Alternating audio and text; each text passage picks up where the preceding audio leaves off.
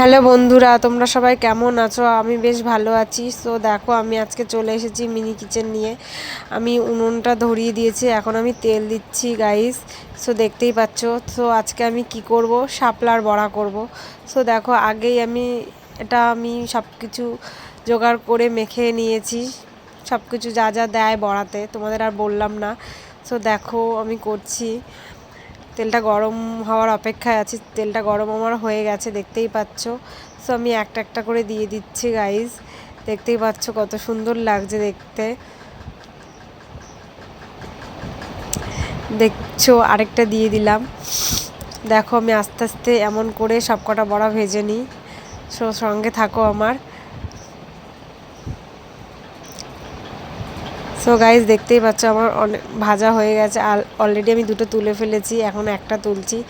So দেখতেই পাচ্ছ কতটা সুন্দর লাগছে, লাল লাল করে। সো গাইজ, দেখছো আমি লাল করে ভেজে নিয়েছি, হেবি সুন্দর লাগছে।